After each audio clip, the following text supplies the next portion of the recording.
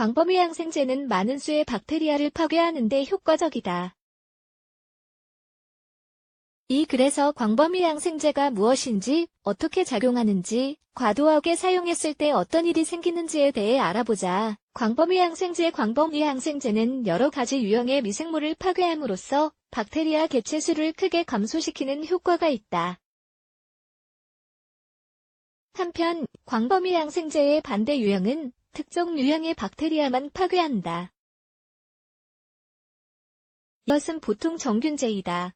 박테리아를 파괴하지 않는다. 성장과 번식을 막는다. 박테리아 개체수가 점점 줄다가 박테리아가 사라지는 것이다.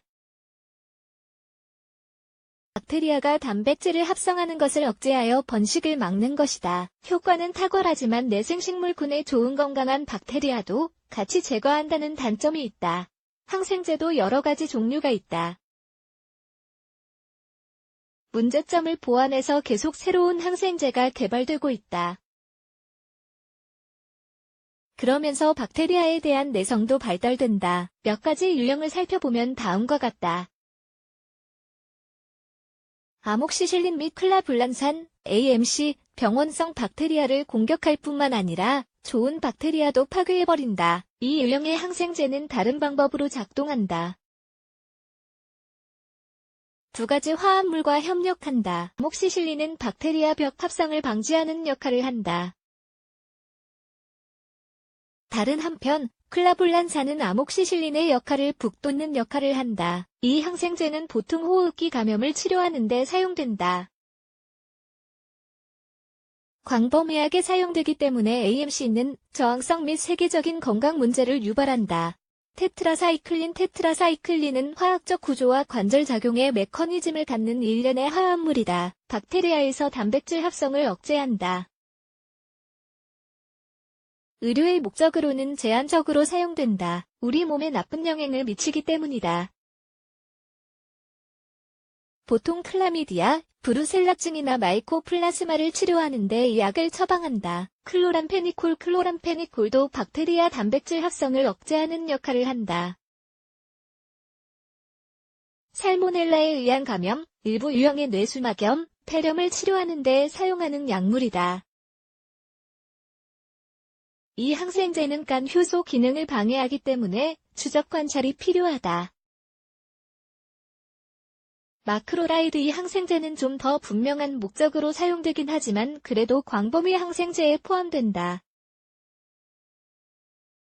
위에서 설명한 것들과 마찬가지로 단백질 합성을 억제하는 역할을 한다.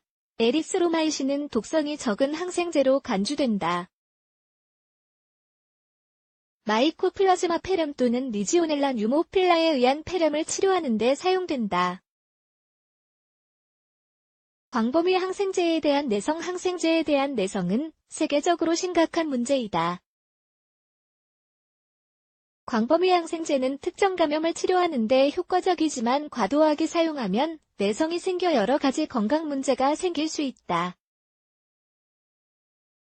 그리고 모든 항생물질은 내성을 유발한다. 세균주는 빠르게 번식하고 진화하기 때문이다. 따라서 화합물에 내성이 생기는 경우도 있다. 저항성 균주가 계속 개체군을 감염시키고 항생제가 더 이상 효과가 없어지면 문제가 악화된다. 새로운 항생제가 계속 개발되어야 하는 이유도 여기 있다. 이런 문제는 계속 반복되고 저항도 계속 생긴다. 또 동시에 교차 저항 문제도 생길 수 있다.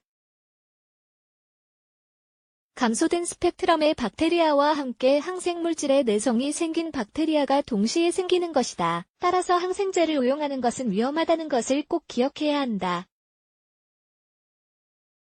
세계적으로 항생제에 대한 저항으로 여러 가지 문제가 생기고 있으며 저항이 생긴다는 것은 감염을 치료할 수 없게 된다는 뜻임을 기억하자. 그리고 궁금한 점이 있으면 의사에게 물어보자.